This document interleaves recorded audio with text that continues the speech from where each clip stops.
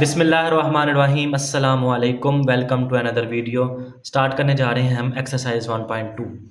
First question है इसका, question number 1, find values of x and y in each. हमारे पास दो इक्विवेलेंट कॉम्प्लेक्स नंबर है, हमने एक्स और वाई की वैल्यू फाइंड करनी है। तो सिंपली हम क्या करेंगे, इन दोनों को मल्टीप्लाई करवाएंगे। पहले ये 5 है, ये दोनों अमाउंट्स के साथ मल्टीप्लाई होगा, और माइनस अयोटा ये भी दोनों अमाउंट के साथ मल्टीप्लाई होगा। तो आफ्टर मल्टीप्लिकेशन जहाँ पे अयोटा स्केयर बनेगा, ये तो left hand side as it is आएगी, क्योंकि यहाँ पे कुछ भी जो आपस में सोल्व नहीं हो सकता। यहाँ पे जो अयोटा स्केयर की हमने वैल्यू पुट कर लेनी है। अब ये जो बाहर अयोटा आया ना, इसको भी हमने दोनों के साथ अंदर मल्टीप्लाई करवाना है।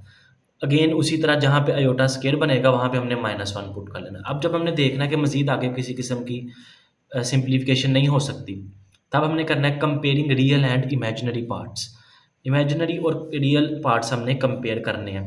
पहले लेफ्ट हैंड साइड में देखना है कि यहाँ पे रियल क्या है। रियल से मुराद है जिसके साथ अयोटा नहीं है, तो ये है x और ये 2। और राइट हैंड साइड पे जिसके साथ रियल नहीं है, इसके इक्वल लिख देंगे। इसी तरह इमेजिनरी पार्ट्स में जिनके साथ अयोटा है, ये y आ गया हमारे पास, और ये -3 आ गया, और ये यहाँ पे 19। तो यहाँ से हम इजीली x और y की वैल्यू कंक्लूड कर लेंगे। नेक्स्ट है इसका सेकंड पार्ट। यहाँ पे भी हमने इसी तरह से इनको पहले सोल्व करना है, उसके बाद रियल और इमेजिनरी पार्ट्स को हम कंपेयर कर लेंगे। तो सबसे पहले इधर भी, यहाँ पे आप देखें, इधर भी मल्टीप्लिकेशन, और ये पिछले क्वेश्चन में हमारे पास यहाँ पे मल्टीप्लिकेशन नहीं थी। खैर यहाँ पे भी अब मल्टीप्लिकेशन करेंगे। उसके बाद यहाँ पे 3 चीज़ें हैं, तो पहले हम इन दोनों को मल्टीप्लाई करेंगे, थर्ड को एज इट इज़ लेते जाएंगे। लास्ट पे जब एक दोनों को मल्टीप्लाई होकर एक बन जाएगी, तब देन हम इसको भी इसके साथ अंदर डील कर लेंगे। यहाँ पे आप देखें मैंने किया क्या है कि x को इन दोनों अमाउंट के साथ मल्टीप्लाई किया, और अयोटा y को दोनों अमाउंट के साथ मल्टीप्लाई कर लिया। जहाँ पे अयोटा स्केयर है वहाँ पे -1 लगा दिया। उसके बाद यहाँ पे आप इन दोनों को ना सोल्व करके देन -3 और 5 अयोटा के साथ भी मल्टीप्लाई करवा सकते थे, तो वो थोड़ा आसान हो जाएगा। तो भी मैं करके ज़रा दिखा देता हूँ। ये देखें, यहाँ पे मैंने -10 और 15 को आपस में सोल्व नहीं किया, और -3 और 5 अयोटा को तीनों के साथ मल्टीप्लाई करवा दिया। आएगा तो इससे भी आपका आंसर आ जाएगा। लेकिन यहाँ पे अब मैंने समझाते हुए देखा कि अगर हम -10 + 5, इसको अगर 5 लिख लें, क्योंकि 15 में से 10 माइनस करें, आपस में सोल्व हो सकते थे, तो 5 आ जाएगा, और ये 25 अयोटा एज इट इज़, और -3 और 5 अयोटा अब ये दोनों के साथ अंदर मल्टीप्लाई होगा। पहले 3 के साथ मल्टीप्लाई करना, पर आपको अगर इस तरह करना है तो ये भी ठीक है, गलत नहीं होगा। एट द एंड -3 अयोटा + 15, और यहाँ पे भी वही आड़ है, लेकिन ये थोड़े स्टेप्स आसान है। अब यहाँ पे 2 अमाउंट के साथ मल्टीप्लाई करवाना पड़ेगा इसको, तो माइनस यहाँ से 5 से कैंसिल हो गया, -3 अयोटा बच गया। यहाँ से 5 ज़ा 25, 5 3 ज़ा 15, और ये वाला माइनस साइन यहाँ पे आ गया, और अयोटा अयोटा अयोटा का स्केयर। यहाँ पे अयोटा स्केयर की वैल्यू आप -1 पुट करेंगे, वो इस माइनस को भी प्लस कर देगा, तो हमारे पास -3 अयोटा + 15 आ जाएगा। वगरना आप इस तरह भी कर सकते हैं, जिस तरह आपको ईजी लगे। ये थोड़ा स्टेप जो आसान थे, जो आप यहाँ पे रिप्लेस कर सकते हैं। जब हमने मज़ीद मल्टीप्लिकेशन करके हमने देखा अब ऐड और सब्ट्रैक्ट कुछ हो नहीं सकता, तब हमने कंपेयरिंग कर लेनी है रियल और इमेजिनरी पार्ट्स की। तो यहाँ से रियल नंबर था x, और यहाँ पे y, और यहाँ पे है 15। यहाँ पे इमेजिनरी है -x + y और -3। तो रियल और इमेजिनरी पार्ट्स लिख लिए। अब देखें, पहले जो हमारे पास था ना फर्स्ट क्वेश्चन, उसमें तो हमारे पास एक ही वेरिएबल इन्वॉल्व हो रहा था, यहाँ पे x और यहाँ पे y, तो सिंपल हमने वैल्यू निकाल ली। लेकिन अब कंपेयरिंग के बाद यहाँ पे भी 2 वेरिएबल है, यहाँ पे भी 2 वेरिएबल है। सबसे इसके बहुत से मेथड हैं 2 इक्वेशंस को ना सोल्व करने के। सबसे आसान मेथड ये है कि आपने इन दोनों में से किसी एक वेरिएबल को सेपरेट कर लें। मैंने y को किया, आप x को भी कर सकते हैं। सेपरेट करने से मुराद है कि लेफ्ट हैंड साइड पे सिर्फ वो वाला वेरिएबल है, बाकी जो कुछ यहाँ पे है वो हम राइट हैंड साइड पे मूव कर दें। ये x वहाँ पे जाके -x हो गया। आप इसको इस तरह से भी लिख सकते थे कि यहाँ पे x लिख लें, y उधर जाके -y हो गया। अच्छा, जो वेरिएबल यहाँ पे अलग किया वही यहाँ पे करना है। अब -x उधर जाके +x हो जाएगा। इसको करने का फ़ायदा क्या हुआ कि लेफ्ट हैंड साइड पे अगर y है, कंपेयरिंग 1 और 2, इनको मैंने 1 और 2 का नाम दिया। अगर किसी भी 2 इक्वेशंस की लेफ्ट साइड सेम हो, तो हम उसकी राइट हैंड साइड भी सेम रख लेते हैं। तो इस तरह मैंने 15 - x और -3 + x को इक्वल रख लिया। अब यहाँ से देखें, ये -x उधर जाके +x हो जाएगा, ये -3 इधर आके +3 हो जाएगा। तो यहाँ पे हमारे पास x की वैल्यू फाइंड हो जाएगी। जो x की वैल्यू हमने निकाली, वो अब अपने ऊपर इधर यहाँ पे इक्वेशन 1 में या इक्वेशन नंबर 2 में पुट कर लेनी है। तो यहाँ पे हमारे पास y की वैल्यू भी आ जाएगी। तो ये इसका सेकंड पार्ट था। नेक्स्ट है इसका थर्ड पार्ट जो हम लोगों ने डिस्कस करना है। इसमें भी हम उसी तरह से कंपेयरिंग मेथड यूज़ करके रियल और इमेजिनरी पार्ट्स को एक्स और वाई की वैल्यूज़ फाइंड करेंगे। तो यहाँ पे सबसे पहले आप देखें जो दोनों वैल्यूज़ हैं ना, ये इनके डिनोमिनेटर में आयोटा है। तो जब भी डिनोमिनेटर में आयोटा आ जाए हमने उसको ख़त्म करना होता है। तो ये ख़त्म किस तरह होगा? रैशनलाइजेशन से। रैशनलाइजेशन की कॉन्जुगेट से मल्टीप्लाई और डिवाइड, यहाँ पे रैशनलाइजेशन होगी, ये अमाउंट एज इट इज़ आएगी। अब आफ्टर रैशनलाइजेशन इन दोनों अमाउंट्स को हमने सॉल्व किया। आप देख सकते हैं जी, ऊपर वाली टर्म्स ऊपर मल्टीप्लाई, नीचे वाली टर्म्स नीचे मल्टीप्लाई। यहाँ पे भी ऊपर वाली टर्म्स ऊपर मल्टीप्लाई और नीचे वाली टर्म्स नीचे मल्टीप्लाई। अब यहाँ पे आयोटा स्केयर की वैल्यूज पुट करके ये हमारे पास नीचे 5 और 10 आ गया। अब आप इसका एलसीएम ले लें। ठीक है, एलसीएम दोनों अमाउंट सेम है और सेम टेबल पे आती है तो बड़ी वाली एलसीएम आ जाएगी। 5 2 टाइम 10 होता है तो इसके साथ 2 मल्टीप्लाई होगा। 10 1 टाइम 10 होता है तो इधर 1 मल्टीप्लाई होगा। तो 1 मल्टीप्लाई होने के बाद इसने ऐसे ही आ जाना, तो मैंने इसको एज इट इज़ लिख दिया। अब जो 2 दोनों के साथ मल्टीप्लाई होगा और 10 जो है ना उस साइड पे जाके हमारे पास मल्टीप्लाई हो जाएगा। हमने यहाँ पे भी अब देख लिया कि मज़ीद कोई जो है ना सोल्व नहीं हो सकता, तो कंपेयरिंग कर दी रियल और इमेजिनरी पार्ट। आफ्टर कंपेयरिंग हमने यहाँ पे देखा हमारे पास जो 2 बन गए नंबर इक्वेशंस, एक जिसमें हमारे पास दोनों इक्वेशंस में हमारे पास 2-2 वेरिएबल्स आ गए हैं। तो जब भी 2 वेरिएबल्स वाली इक्वेशन को हमने सॉल्व करना है, उसका सबसे आसान मेथड ये है कि आप उसमें से एक वेरिएबल लेफ्ट हैंड साइड पे सेपरेट कर लें अपनी मर्ज़ी का, या तो x कर लें या y कर लें। मैंने यहाँ पे x सेपरेट किया, उसके लिए मुझे क्या करना पड़ा, 3y उधर जाके -3y हो गया और 4 इधर आके डिवाइड हो गया। इसको मैंने इक्वेशन नंबर 1 कह लिया। यहाँ से मैंने x सेपरेट किया, इधर से भी मुझे x सेपरेट करना है। y उधर जाके -y हो गया और -2 इधर आके डिवाइड हो गया। अब दोनों की लेफ्ट हैंड साइड सेम है, तो बाय कंपेयरिंग अगर हम 1 और 2 की कंपेयरिंग करें तो इनकी राइट हैंड साइड को हम इक्वल लिख सकते हैं। तो मैंने राइट हैंड साइड को यहाँ पे इक्वल लिखा। उससे क्या फ़ायदा होगा कि मेरे पास एक वैल्यू आ जाएगी। After cross multiplication and some steps of solution हमारे पास y की वैल्यू आ जाएगी। बहुत से सिंपल से आपके ये स्टेप्स हैं। अब y की वैल्यू जब आ जाए तो किसी एक इक्वेशन में 1 या 2 इन दोनों में से किसी एक इक्वेशन में आपने यहाँ पे y की वैल्यू पुट कर लेनी है। y की वैल्यू 28 मैंने इक्वेशन नंबर 1 में पुट की और पुट करने के बाद मेरे पास x की वैल्यू भी आ गई। तो ये बड़ा आसान सा क्वेश्चन था। नेक्स्ट चलते हैं क्वेश्चन नंबर 2 पे। ये क्वेश्चन नंबर 1 के 3 पार्ट्स थे। क्वेश्चन नंबर 2 में वो कह रहा है इफ z1 एंड z1 और z2 दो वैल्यूज दी हुई हैं, x और y फाइंड करें और हमारे पास ये कंडीशन है। तो z1 की वैल्यू पुट की और z2 की वैल्यू पुट कर ली, माइनस है दरमियान में। अब ये माइनस क्या करेगा, इन दोनों अमाउंट्स के साइन चेंज कर देगा। ठीक है, अब साइन चेंज करने के बाद देखा कोई भी टर्म्स आपस में सोल्व नहीं हो सकती। सोल्व तब भी होती है ना जब दोनों रियल हों और दोनों नंबर्स भी हों। अब ये -13 और -x तो रियल है, लेकिन इनको आपस में प्लस माइनस नहीं कर सकते। खैर इस स्टेप के बाद मज़ीद सिंप्लीफिकेशन नहीं हो सकती, तो हमने फिर कंपेयरिंग कर लेनी है रियल और इमेजिनरी पार्ट्स। इसका जब कंपेयरिंग की तो हमारे पास सिंगल वेरिएबल ही आ रहा था। तो सिंगल वेरिएबल जब आ रहा है, ये 27 इधर आके प्लस हो गया, ये x उधर जाके प्लस हो गया। सिमिलरली यहाँ से भी इमेजिनरी पार्ट्स कंपेयर किए तो 24 इमेजिनरी पार्ट है और -y। इमेजिनरी पार्ट में जस्ट हमने अयोटा वाली टर्म्स लिखनी होती हैं और रियल पार्ट में हमने विदाउट अयोटा जो टर्म्स हैं वो लिखनी होती है, लेफ्ट हैंड साइड से भी और राइट हैंड साइड से भी। तो यहाँ पे सिंपली हमारे पास जो है ना आंसर आ जाएगा। नेक्स्ट है question number 3, find the value of x। अब जो है ना क्वेश्चंस यहाँ पे आ रहा है स्केयर। ठीक है, एक तो इसका ये मेथड ना कि आप इस पे स्केयर का फॉर्मूला लगाएं, उसके बाद comparing real and imaginary parts करें। तो अब हमारे पास एक और टेक्निक है जिसको हम कहते हैं square root of complex number. हम इस मेथड के साथ इस क्वेश्चन को सॉल्व करेंगे जो सॉल्व करने में भी आसान होगा, और स्केयर रूट भी हमने सीखना तो है, आगे क्वेश्चंस आ रहे हैं स्केयर रूट वाले, तो हम यहाँ पे वो इम्प्लीमेंट करना सीख लेते हैं। तो मैंने तो फाइंड करनी है ना वैल्यू x एंड y की। ठीक है, तो taking square root on both side, दोनों साइड पे ले लिया स्केयर रूट। अब यहाँ पे जो स्केयर है वो स्केयर रूट से कैंसिल हो जाएगा। x प्लस वाई अयोटा किसके इक्वल आ गया, यहाँ पे तो कोई स्केयर नहीं है ना, तो यहाँ पे square root as it is रहेगा। अब जस्ट मुझे क्या करना है, इस कॉम्प्लेक्स नंबर का स्केयर रूट, इस कॉम्प्लेक्स नंबर का स्केयर रूट फाइंड कर लेना है और वो वैल्यू मैंने इसकी जगह पे पुट कर देनी है। ठीक है, स्केयर रूट मैं फाइंड करूँगा और यहाँ पे वैल्यू पुट कर लूँगा और उसके बाद मैं कंपेयरिंग करके x और y की वैल्यू निकाल लूँगा। खैर अब इसका स्केयर रूट का फार्मूला थोड़ा सा डिस्कस कर लेते हैं। मैंने जस्ट ये वाला पार्ट ले लिया, इसको मैंने z लेट कर लिया। जो स्केयर रूट के अंदर हमारे पास कॉम्प्लेक्स नंबर है ना, उसको मैंने लेट कर लिया z, ये z के इक्वल है। अब मुझे फाइंड करना है इसका स्केयर रूट, बिकॉज यहाँ पे देखें यहाँ पे स्केयर रूट है, जस्ट z तो नहीं फाइंड करना, स्केयर रूट फाइंड करना। तो स्केयर रूट का ये फॉर्मूला आपने याद रखना है जो आगे भी आपका यूज़ होगा, plus minus square root of mod of z plus x। Over 2 और यहाँ पे -x/2 y iota over mod of pi. अब जस्ट वैल्यूज़ पुट करनी है, लेकिन वैल्यूज़ पुट करने से पहले ना ये वैल्यू होती है x की, ये वाली वैल्यू होती है y की। जो रियल नंबर है उसे x कहते हैं, जो अयोटा के साथ है ना उसको y कहते हैं। अब हमारे पास ये वाला जो है ना z मोड, ये नहीं है, तो इसको फाइंड करने का तरीका है कि x का स्क्वायर प्लस y का स्क्वायर। इसमें आपने अयोटा नहीं लिखना, जस्ट अयोटा के जो बगैर वैल्यू है ना वो y की वैल्यू है, तो y की वैल्यू भी पुट कर दी, इनका स्क्वायर लेके स्क्वायर रूट लिया तो हमारे पास z आ जाएगा 65।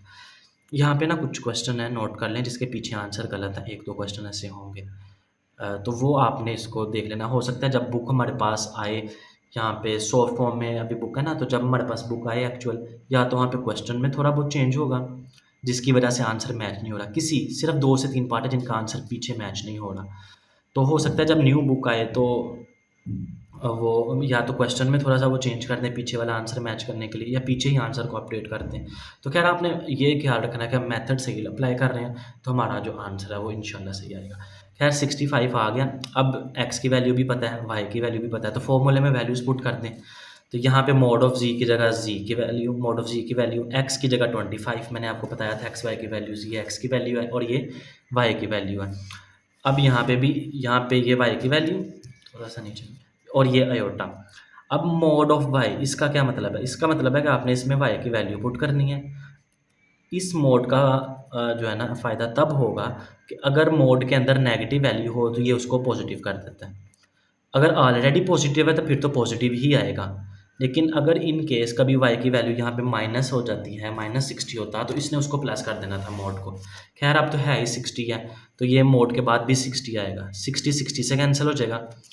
65 में 25 ऐड करें और 2 से डिवाइड करें तो 45 आएगा।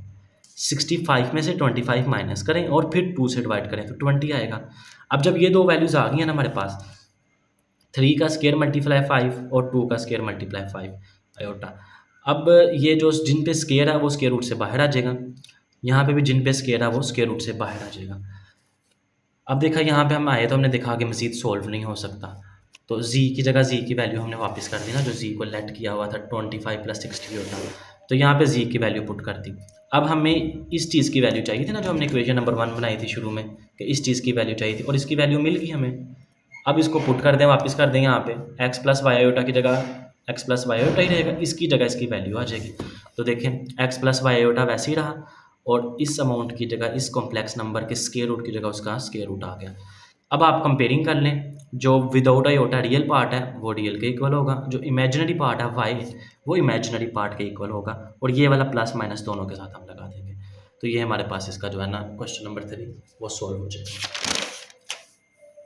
इसके मज़ीद कुछ पार्ट हैं क्वेश्चन नंबर 3 के, वो भी डिस्कस कर लेते हैं। सिमिलरली यहाँ पे भी उसी तरह जैसे क्वेश्चन नंबर 1 किया, taking square root on both side, square root से कैंसिल हो जाएगा और एक कॉम्प्लेक्स नंबर पे स्क्वायर रूट रह जाएगा। अब हमने ये वैल्यू फाइंड करके यहाँ पे रिटर्न करनी है। तो पहले तो क्वेश्चन नंबर 1 अच्छे से समझ के आए, फिर आपको इसकी समझ आएगी, वहाँ पे मैंने ज़्यादा डिटेल से चीज़ें बयान की हैं। अब मैं जस्ट इसको ना बताता जाऊँगा कि क्या किया, क्योंकि वही सारे स्टेप्स हैं। तो जब स्क्वायर रूट का फॉर्मूला देखा उसमें z मोड हमारे पास नहीं था, तो पहले z मोड फाइंड कर लेते हैं। z मोड फाइंड कर लिया तो तब हमने कहा ये हमारी x की वैल्यू और ये y की वैल्यू है, इसको बीच में पुट कर दें। पुट करने के बाद स्क्वायर रूट के अंदर जो टर्म्स हैं उनको सोल्व किया, तो ये 72 और 8, ये 48 से कैंसिल हो जाएगा, तो हमारे पास ये आ जाएगा 8 स्क्वायर रूट 8 आयोटा। अब देखा कि 72 जो है ना इसका स्क्वायर रूट पॉइंट में आता है, तो इसके फैक्टर्स बना के यहाँ पे लिख दिए। सिमिलरली 8 के भी जिन पे स्क्वायर है वो स्क्वायर रूट से बाहर आ जाएगा, जिन पे स्क्वायर नहीं है वो अंदर रहेंगे। जब इसकी वैल्यू फाइंड आउट होगी इसको वापस रिप्लेस कर दें वहाँ पे इक्वेशन नंबर 1 में, जहाँ पे x + y आयोटा है। ऑन कंपेयरिंग जो रियल है वो रियल के इक्वल, जो इमेजिनरी है वो इमेजिनरी के इक्वल, तो x और y की वैल्यूज हमारे पास आ जाएंगी। नेक्स्ट अब क्यूब है। अब क्यूब है, अब तो स्क्वायर का फॉर्मूला नहीं यूज़ हो सकता, तो सिंपली क्यूब की आइडेंटिटी यूज़ करें, a³ + b³ 3a² b + 3ab²। अगर मैं यहाँ पे आइडेंटिटी लिख भी दूँ कि a + b का होल क्यूब इक्वल होता है a³ + b³ 3a² b 3ab का स्क्वायर। तो जस्ट आइडेंटिटी हमने यहाँ पे यूज़ की है। उसके बाद जहाँ पे अयोटा क्यूब बन रहा था वहाँ पे हमने उसको अयोटा स्क्वायर इंटू अयोटा लिख लिया, ताकि हम अयोटा स्क्वायर की वैल्यू पुट कर सकें। तो ये स्टेप्स देख लें, इसके बाद नेक्स्ट चलते हैं। ये x + y iota as it is आता जाएगा। तो जहाँ पे आयोटा स्केयर अब वहाँ पे हमने -1 पुट करना है। पुट करने के बाद हमारे पास ये इस तरह से जब डिनोमिनेटर में कॉम्प्लेक्स नंबर बन जाएगा, दोनों साइड से माइनस कॉमन लेके माइनस खत्म कर दिया, दोनों वैल्यूज जो है ना वो पॉजिटिव होगी। अब हमने इसका कॉन्जुगेट लेना है, ठीक है। तो कॉन्जुगेट लेने के लिए अयोटा वाली जो टर्म है ना उसका साइन हमने चेंज कर दिया, यानी कॉन्जुगेट लेने के लिए अयोटा वाली टर्म का साइन चेंज करके मल्टीप्लाई और डिवाइड किया। ऊपर वाली टर्म्स तो ऊपर मल्टीप्लाई होंगी और नीचे आइडेंटिटी बन जाएगी, a plus b a minus b, a square minus b square. तो इसको भी सोल्व करें थोड़ा सा। अयोटा स्केयर की जगह अयोटा स्केयर की वैल्यू पुट करें, जो नीचे 1000 आया वो दोनों के नीचे सेपरेट हो जाएगा। अब उसी तरह कंपेयरिंग कर दें, कंपेयरिंग पे x के इक्वल ये वैल्यू और y की ये वैल्यू, जो अयोटा वाली है वो y की वैल्यू हो जाएगी और जो विदाउट अयोटा जो रियल नंबर है वो x की वैल्यू होगी। नेक्स्ट है क्वेश्चन नंबर 4, z1 और z2 की वैल्यू दी हुई है, हमने अल्फ़ा की वैल्यू फाइंड करनी है। इस तरह से कि जो z1 और z2 का इमेजिनरी पार्ट है ना वो 7 के इक्वल है। तो हम क्या करेंगे जी, पहले z1 की वैल्यू और z2 की वैल्यू इनका पहले प्रोडक्ट फाइंड कर लेते हैं, फिर इसका हमें इमेजिनरी पार्ट लेंगे ना। हमें लेना है इमेजिनरी पार्ट किसका, z1 प्रोडक्ट z2 का। तो हमारे पास z1 और z2 की अलग अलग वैल्यूज़ हैं, तो पहले तो इनका प्रोडक्ट फाइंड करते हैं। प्रोडक्ट फाइंड कर लिया, फर्स्ट टर्म दोनों के साथ मल्टीप्लाई, सेकेंड टर्म भी दोनों के साथ मल्टीप्लाई। अब ये हमारे पास गिवन कंडीशन है, हमें इमेजिनरी पार्ट चाहिए z1 z2 के प्रोडक्ट का। इमेजिनरी पार्ट से मुराद है अयोटा वाली values, without iota, just part लेना है। तो यहाँ से 3 इमेजिनरी पार्ट है और -3 अल्फ़ा, अयोटा नहीं लिखेंगे, जस्ट इमेजिनरी पार्ट लिखेंगे। तो 3 - 3 अल्फ़ा किसके इक्वल है, 7 के। अब यहाँ से हमने अल्फ़ा की वैल्यू फाइंड करनी है, तो ये वाला 3 उधर जाके -3 हो गया तो 4। अब अल्फ़ा की वैल्यू के लिए -3 इधर आके डिवाइड हो जाएगा, तो ये भी हमारा क्वेश्चन सोल्व हो जाएगा। नेक्स्ट है इसका क्वेश्चन नंबर 5। क्वेश्चन नंबर 5 में z1 और z2 की वैल्यूज़ दी हुई हैं, दो इक्वेशन उसने बना दी, z1 प्लस z2 उसकी वैल्यू दे दी, z1 माइनस z2 और उसकी वैल्यू दे दी। कहता है कि 4 वैल्यूज़ फाइंड करें, x की भी, y की भी, a की भी और b की भी। तो सबसे पहले तो हम इन दोनों को अगर ऐड करें इक्वेशंस को, तो एडिंग पे ये दोनों वैल्यूज सेम वैल्यूज़ हैं विद ऑपोजिट साइन, तो कैंसिल हो जाएंगी। मैंने ऐड कर दिया इक्वेशन नंबर 1 और इक्वेशन नंबर 2 को, z2 और z2 कैंसिल हो गए और z1 और z1 2z1 हो गया। यहाँ पे 10 + 6 16 और 4 + 2 6 अयोटा का स्क्वायर हो जाएगा।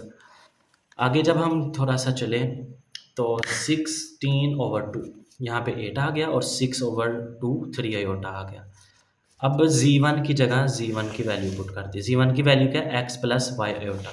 तो यहाँ पे हमने z1 की वैल्यू पुट कर दी, x + y अयोटा।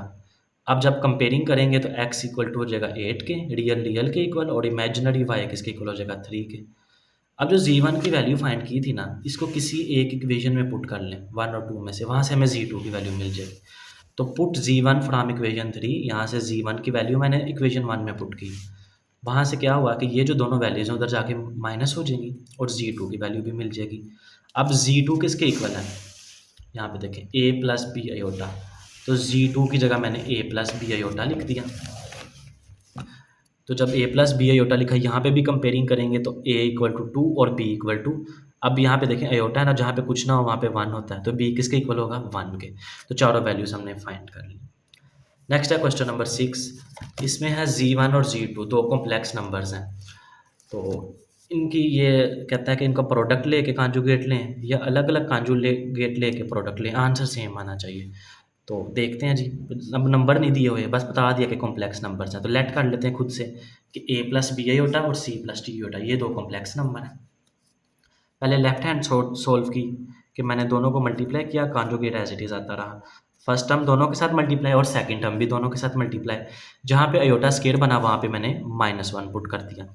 यहाँ पे -1 पुट करेंगे तो ये -bd हो जाएगा। तो AC ये वाला -bd, ये मैंने डायरेक्ट स्टेप लिख लिया, ये -bd आना था, ये यहाँ पे आ गया। और जो अयोटा वाली टर्म्स थी वो मैंने सेपरेट कर लिया अयोटा कॉमन लेके, क्योंकि जब कॉन्जुगेट लेना है तो अयोटा वाली टर्म्स का साइन चेंज करना है ना। तो ये वाला साइन चेंज होकर माइनस हो जाएगा, क्योंकि कॉन्जुगेट हमने लास्ट में लेना था मल्टीप्लाई करके। अब राइट हैंड साइड में कहता है कि अलग अलग कॉन्जुगेट लें, तो अलग अलग कॉन्जुगेट ले लिए, a + b अयोटा का और c + d अयोटा का। अब इन्हें मल्टीप्लाई करें, मल्टीप्लाई करने के बाद अयोटा स्क्वायर की वैल्यू फिर -bd हो जाएगी, तो ac - bd, और ये अयोटा वाली टर्म्स, इनमें से जब माइनस कॉमन लेंगे तो दोनों अमाउंट्स का साइन जो है ना वो चेंज हो जाएगा। तो अब देखें लेफ्ट हैंड साइड पे जो आंसर आया था ये, और राइट हैंड साइड पे जो आंसर आया, दोनों सेम है। तो ये क्वेश्चन नंबर 6 भी यहाँ पे हमारा प्रूव हो जाता है। का क्वेश्चन नंबर 7, इसमें भी हमने स्क्वायर रूट फाइंड करना है। स्क्वायर रूट फाइंड करना हम अभी सीख के आए हैं। जस्ट आपने फॉर्मूला याद रखना है, ये स्क्वायर रूट का फॉर्मूला, और आपने इसमें देखना है कि वैल्यूज़ किस तरह से हमने पुट करनी है। हमारे पास फॉर्मूले में जो चीज़ें हैं वो है जी का मोड एक्स टू वाई और वाई का मोड। हमारे पास एक्स की वैल्यू भी है, ये जो रियल पार्ट है इसको एक्स कहते हैं और जो इमेजिनरी पार्ट है -24 इसको वाई कहते हैं। हमारे पास जस्ट एक चीज़ अननोन है, वो है जी का मोड। तो फटाफट हमने पहले जी का मोड फाइंड कर लेना। उसका फॉर्मूला है x square plus y square का स्केयर रूट। तो एक्स की वैल्यू है -7 का स्केयर, और वाई की वैल्यू है -24। तो -24 का स्केयर ले लिया। अब जब दोनों का स्केयर लेंगे, माइनस तो प्लस हो जाएगा स्केयर लेने पे। उसके बाद जब दोनों को ऐड करके स्केयर रूट लेंगे तो हमारे पास 25 आ जाएगा। जब जी का मोड आ गया उसके बाद जस्ट फॉर्मूले में वैल्यूज पुट करें। अब ये देखें, ये जो नीचे मोड है ना, इसका मतलब है कि इसने अंदर नेगेटिव वैल्यू को प्लस कर देना है। अगर प्लस होगी तो एज इट इज़ रहेगी, लेकिन अगर माइनस होगी उसको ये प्लस कर देगा। ऊपर तो मोड नहीं है, जस्ट नीचे ही मोड था, ठीक है ना। तो नीचे वाली वैल्यू प्लस होगी, ऊपर माइनस ही रहेगी। ये 24 जो है वो 24 से कैंसिल हो जाएगा, यहाँ पे माइनस अयोटा बच जाएगा। और सिमिलरली यहाँ पे भी जो हमने कैलकुलेशन कर ली, अब आफ्टर कैलकुलेशन ये जो माइनस है ना, ये प्लस माइनस माइनस हो जाएंगे, ठीक है। और यहाँ पे अयोटा बच जाएगा। और 16 का स्क्वायर रूट होता है 4, और 9 का स्क्वायर रूट 3। अब इसके आगे मजीद तो सोल्व नहीं हो सकता, तो एक दफ़ा इसको प्लस में लिख लें, एक दफ़ा माइनस में। जब आप माइनस में लिखेंगे तो ऑब्वियसली साइन भी चेंज होने हैं, तो ये आपका simply square root find out हो जाएगा। सिमिलरली इसका अब मैंने सेकंड पार्ट नेक्स्ट आगे किया, सेकंड और थर्ड, फोर्थ पार्ट पहले करती है। तो फोर्थ पार्ट भी देख लें। उसी तरह फार्मूला यूज़ किया, फार्मूले में जो अननोन चीज़ थी वो थी मॉडुलस। तो मॉडुलस हमने फाइंड कर लिया। मॉडुलस होता है एक्स का स्क्वायर प्लस वाई का स्क्वायर। तो स्क्वायर लेने पे स्क्वायर रूट लेने के बाद मॉडुलस का फॉर्मूला अप्लाई करने के बाद 169 आ गया। अब जस्ट फॉर्मूले में वैल्यूज पुट करनी है, और एक दफ़ा प्लस में और एक दफ़ा माइनस में। माइनस में लिखते हुए आपने साइन चेंज करने हैं। तो ये वाला क्वेश्चन भी हमारा क्लियर हो जाता है यहाँ से। सिमिलरली ही इसका ये सेकंड और थर्ड पार्ट भी है, इसको भी देख लें। सेकंड पार्ट में भी उसी तरह फॉर्मूला यूज़ किया। जो अननोन चीज़ थी वो थी जी का मॉडुलस, हमने पहले उसको फाइंड कर लिया। ये होती है एक्स की वैल्यू रियल नंबर, और -6 है ये वाई की वैल्यू है। और जब हमारे पास आ गई इसकी मॉडुलस की वैल्यू 10, फॉर्मूले में वैल्यूज पुट की। आफ्टर सम सॉल्यूशन अगेन यहाँ पे देखें मॉड है, ऊपर मोड नहीं है, तो ये माइनस को प्लस कर देगा, लेकिन ऊपर माइनस ही रहेगा। ये माइनस फिर हम यहाँ पे शिफ्ट कर देंगे। अब 1 का स्क्वायर रूट 1 होता है, वो ना भी लिखें कोई फ़र्क नहीं पड़ेगा। 6 से कैंसिल, जस्ट अयोटा बच गया। तो एक दफ़े से प्लस में और एक दफ़ा माइनस में लिखा। माइनस में जब लिखेंगे तो साइन दोनों के चेंज हो जाएंगे, तो प्लस में एज इट इज़ ही आ जाएगा। सिमिलरली इसका थर्ड पार्ट भी है, इसको भी देख लें। अच्छा, यहाँ पे मैं अगेन बता दूँ, कुछ क्वेश्चंस हैं कि जिनके आंसर्स पीछे मैच नहीं करेंगे। उसकी रीज़न ये है कि अभी जो बुक है वो सॉफ्ट फॉर्म में है। हो सकता है कि जब वो आए फिज़िकल फॉर्म में, तो तब उसमें या तो वो क्वेश्चन ही चेंज कर दे, यानी उसको दुरुस्त कर दे क्वेश्चन को, या पीछे आंसर को ठीक कर दे। तो किसी एक चीज़ में तो प्रॉब्लम है जिसकी वजह से आंसर सही नहीं आ रहा। कुछ क्वेश्चन का 2 से 3 पार्ट होंगे मैक्सिमम। तो जब हमारे पास अभी इस वक्त मैं वीडियो बना रहा हूँ, तो अभी जो बुक है वो सॉफ्ट फॉर्म में अवेलेबल है। तो हो सकता है तब तक आपने फ़िलहाल फोकस करना है, कॉन्सेप्ट समझना है, और मेथड अगर आप सही अप्लाई कर रहे हैं, कैलकुलेशन ठीक कर रहे हैं, तो ऑब्वियसली आपका आंसर ठीक होगा। तो एक दो क्वेश्चन आई थिंक इसका भी पीछे आंसर जो है वो चेंज है, तो उसकी रीज़न यही है जो मैंने आपको बताई। खैर, ये तो स्क्वायर रूट फाइंड हो गया। क्वेश्चन नंबर 8 है, इसमें भी आपने स्क्वायर रूट ही फाइंड करना है, लेकिन एक चीज़ जो डिफरेंट है वो है कि रिप्रेजेंटेशन करनी है इसकी आर्गन डायग्राम में। तो सबसे पहले स्क्वायर रूट फाइंड कर लेते हैं, फिर आर्गन डायग्राम पे आते हैं। तो स्क्वायर रूट उसी तरह फाइंड किया। जी का जो मोड है वो अननोन है इस फॉर्मूले में, स्क्वायर रूट के फॉर्मूले में। ये पूरा फॉर्मूला है स्क्वायर रूट का। तो पहले स्क्वायर रूट फाइंड करेंगे, तो उसमें जी का मॉडुलस हमें चाहिए। ये वैल्यू है एक्स की, ये वाली वैल्यू है वाई की। एक्स और वाई की वैल्यूज हमारे पास अवेलेबल है, लेकिन जी का मोड नहीं है। तो जी का मोड फाइंड कर लिया, x square plus y square का स्क्वायर रूट। तो जब जी का मोड हमारे पास आ जाएगा आफ्टर कैलकुलेशन 37, माइनस ने स्क्वायर माइनस को प्लस कर देगा। अब फॉर्मूले में वैल्यूज पुट की, यहाँ पे आ गया 35, 25 और यहाँ पे 12। अब ये जो मोड है ये माइनस को प्लस कर देगा, लेकिन ऊपर मोड नहीं है तो ऊपर माइनस ही रहेगा। ये वाला माइनस इधर शिफ्ट कर देंगे, प्लस माइनस माइनस। अब दोनों जो सॉरी 25 का तो स्क्वायर रूट होता है 5, लेकिन 12 का स्क्वायर रूट नहीं होता। इसका स्क्वायर, इसके फैक्टर्स बनाने पड़ेंगे, फैक्टराइजेशन 2 6 2 3 और 3 1, तो 2 का स्क्वायर और 3 लिख दिया।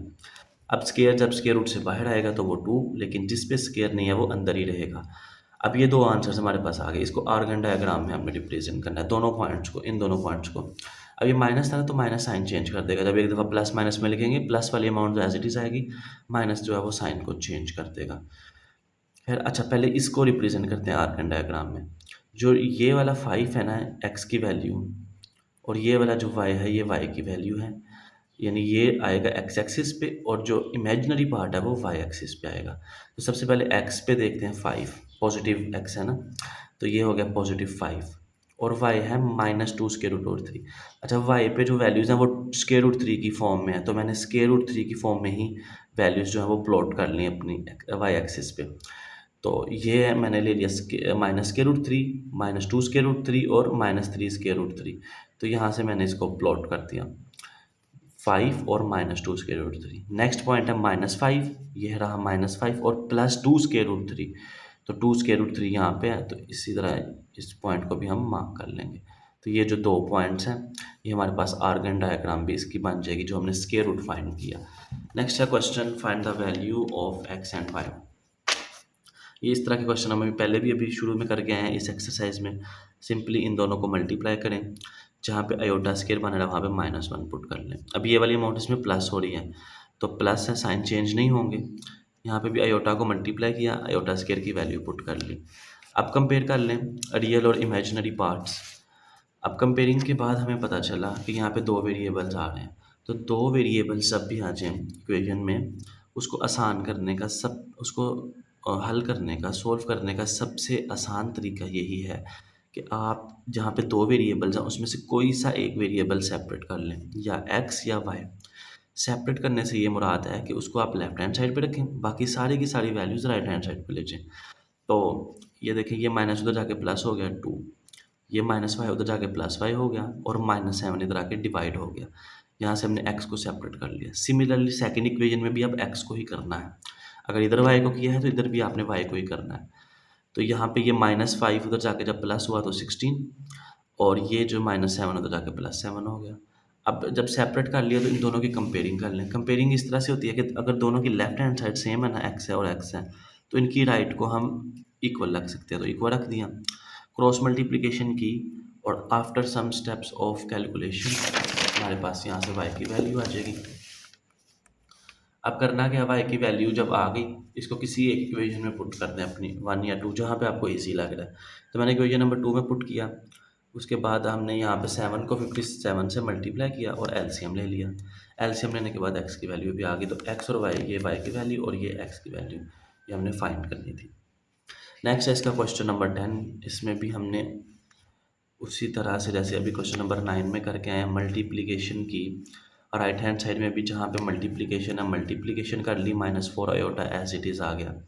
अयोटा स्क्वायर की वैल्यूज़ पुट की, और यहाँ पे बन गया ये। जो अयोटा वाली वैल्यूज़ हैं वो तो आपस में सोल्व हो सकती हैं, तो उनको आपस में सोल्व कर लिया। अब स्टूडेंट्स नेक्स्ट वही कंपेयरिंग वाला स्टेप, रियल और इमेजिनरी पार्ट्स। यहाँ से जो रियल है वो उधर वाले रियल के इक्वल होगा, यहाँ से जो इमेजिनरी है वो इधर वाले इमेजिनरी के इक्वल होगा। अयोटा आपने नहीं लिखना है इमेजिनरी पार्ट में, जस्ट इमेजिनरी पार्ट लिखना है। तो यहाँ पे मैंने कंपेयरिंग कर ली। कंपेयरिंग करने के बाद वही तरीका कि कोई एक वेरिएबल सेपरेट कर लें। पूरी इक्वेशन में दो वेरिएबल जब भी हैं, कोई एक वेरिएबल सेपरेट कर लें, या x कर लें या y कर लें। तो 2 मैंने x को किया, 2y उधर जाके -2y हो गया। यहाँ से भी x को सेपरेट कर लिया और यहाँ से भी। अब कंपेयरिंग ये है कि अगर इनकी लेफ्ट हैंड साइड देखें सेम है, तो राइट को हम इक्वल रख सकते हैं।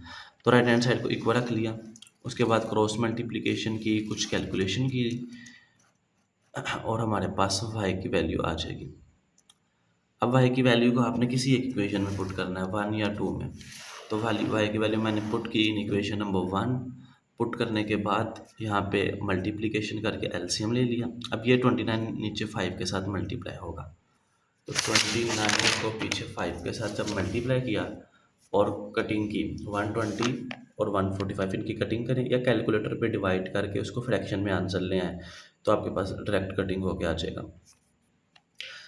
अब है क्वेश्चन नंबर 11। इसमें भी उसी तरह से हमने स्केयर रूट वाली प्रॉपर्टी यूज़ करनी है क्योंकि यहाँ पे स्केयर है, तो taking square root on both side. अभी इस तरह का हम क्वेश्चन पहले भी करके आए हैं। तो जब स्केयर रूट से कैंसिल हो गया, यहाँ पे स्केयर रूट रह गया। इसका स्केयर रूट फाइंड करने के लिए हम यहाँ पे होल्ड करेंगे, तो इसको अंदर वाली अमाउंट को जी लेट करके हम कहेंगे कि हमें जी का स्केयर रूट चाहिए। तो स्केयर रूट फाइंड करना हमने सीख लिया कि ये वैल्यू है एक्स की और ये वाली वैल्यू है वाई की। तो मॉडुलस चाहिए, तो फर्स्ट अमाउंट का स्केयर और सेकंड अमाउंट का स्केयर लेंगे, अयोटा नहीं लिखना मॉडुलस में, और वैल्यूज पुट कर देंगे। तो जब मॉड लिया हमने, हमारे पास आ गया 2404। अब इसको लिख सकते हैं 4 × 601। 4 को मल्टीप्लाई करें 601 से तो यही आएगा। तो 4 का स्केयर रूट 2 और ये बन जाएगा 2 स्केयर रूट 601। अब जब हम मॉडुलस आ गया तो फॉर्मूले में वैल्यूज़ पुट करते हैं। फॉर्मूले में मैंने वैल्यूज़ भी पुट कर दी। अब ये जो मोड है ना माइनस, ये इसको प्लस कर देगा, ऊपर मोड नहीं ऊपर माइनस ही रहेगा। ये वाला माइनस यहाँ पे यूँ शिफ्ट होकर प्लस माइनस माइनस हो जाएगा। 10 10 से कैंसिल। यहाँ पे जो कैलकुलेशन होती है वो कर लें। ये वाला जो 2 मैंने यहाँ से 2 जो है ना वो कॉमन ले लिया, ताकि ये 2 2 से कैंसिल हो जाए और ये 2 2 से कैंसिल हो जाए। अब ये तो ज़ाहिर आपस में सोल्व नहीं हो सकते, एक स्केयर रूट वाला एक स्केयर रूट के बगैर है, तो यहाँ तक ये सोल्व होगा। जी की वैल्यू रिप्लेस कर दी। अब देखें इक्वेशन नंबर 1 में मैंने कहा था हम इसको फाइंड करने जा रहे हैं, तो जब ये इसकी वैल्यू आ गई यहाँ पे, तो इसको रिप्लेस कर दें इक्वेशन नंबर 1 में। इक्वेशन नंबर 1 में जब रिप्लेस करेंगे तो जो लेफ्ट हैंड साइड पे u प्लस अयोटा वाई है वो u plus iota Y as it is ही आ जाएगा। तो यहाँ पे जब वैल्यूज़ पुट की तो जो u की वैल्यू है वो विदाउट अयोटा वाली होगी, यानी कि ये वाली, और जो y की वैल्यू v की वैल्यू है सॉरी, वो होगी ये अयोटा वाली जिसको इमेजिनरी पार्ट कहते हैं। अब दोनों के साथ प्लस माइनस ही आएगा। ये देखिए ना, इसके साथ तो आ गया ना प्लस माइनस, अब ये माइनस है तो एक ये प्लस माइनस बाहर से आया और एक ये माइनस, तो ये देखें ये प्लस माइनस क्या होगा माइनस, और ये माइनस माइनस क्या होगा प्लस। तो अगेन प्लस माइनस ही बच रहा है, तो दोनों के साथ हमने प्लस माइनस लिखा दिया। तो हो सकता है ये भी आंसर जो है वो पीछे अभी गलत हो। तो उसकी रीज़न यही है कि या तो क्वेश्चन में प्रॉब्लम है, क्योंकि अभी इस वक्त जब मैं वीडियो बना रहा हूँ बुक अभी पब्लिश होके नहीं आई, अभी सॉफ्ट फॉर्म में बुक अवेलेबल है। तो ये दो ही रीज़न्स है कि वो जब न्यू बुक आएगी उसमें पीछे आंसर अपडेट हुआ होगा, या क्वेश्चन में कोई छोटी मोटी जो है ना अमाउंट में चेंजिंग होगी जिससे पीछे वाला आंसर मैच हो जाए। तो खैर आपने कॉन्सेप्ट फोकस करना है कि दोनों साइड पे स्क्वायर रूट लिया, तो जब स्क्वायर रूट लिया तो एक वैल्यू ऐसी आएगी जिस पे स्क्वायर रूट होगा, तो उस पर आपने स्क्वायर रूट का फॉर्मूला लगा के यहाँ पे वैल्यू रिप्लेस कर लेनी है। इसका सेकंड पार्ट भी देख लें। देखिए सेकंड पार्ट इसका शायद मैंने नहीं सोल्व किया, बिल्कुल सेम एज इट इज़ ही है। उसमें भी बस अमाउंट चेंज है, बाकी सेम यही कॉन्सेप्ट है, तो वो आप ट्राई कीजिए। नेक्स्ट लास्ट क्वेश्चन है क्वेश्चन नंबर 12। हमें z1 और z2 की वैल्यूज़ दी गई हैं और अल्फ़ा हमने फाइंड करना है। साथ ये कंडीशन दे दी है कि जो रियल पार्ट है z1 मल्टीप्लाई z2 वो है 20 के इक्वल। तो सबसे पहले तो हम ये प्रोडक्ट फाइंड करेंगे, क्योंकि हमारे पास अलग अलग वैल्यूज़ हैं, इनका हमें प्रोडक्ट चाहिए। तो z1 और z2 का पहले हमने first we have to find z1 z2। तो प्रोडक्ट फाइंड कर लिया। फर्स्ट अमाउंट दोनों के साथ मल्टीप्लाई होगी, सेकंड अमाउंट भी दोनों के साथ मल्टीप्लाई होगी। जहाँ पे तो बना अयोटा स्क्वायर वहाँ पे हमने लिख दिया -1, ठीक है। अब जब देखा मज़ीद आगे कोई प्लस माइनस नहीं हो सकता, तो अपनी कंडीशन की तरफ आ गए। कंडीशन ये है कि जो रियल पार्ट है z1 और z2 का, यानी ये जो z1 और z2 को मल्टीप्लाई करके आए इसका रियल पार्ट चाहिए। रियल से मुराद है जिनके साथ अयोटा नहीं है, तो डैट इज़ 4 अल्फ़ा एंड +10। इन दोनों के साथ अयोटा है, इनको नहीं लेंगे। तो 4 अल्फ़ा + 10 = 20। यहाँ से अल्फ़ा की वैल्यू फाइंड कर लें, 10 उधर जाके माइनस होगा, देन 4 को जब उधर जाके डिवाइड करेंगे, आप कटिंग करें तो ये अल्फ़ा की वैल्यू आ जाएगी। होप सो आपको क्वेश्चंस की समझ आई होगी। किसी किस्म का प्रॉब्लम हुआ तो ज़रूर पूछिएगा। अपना ख्याल रखें। अल्लाह हाफ़िज़।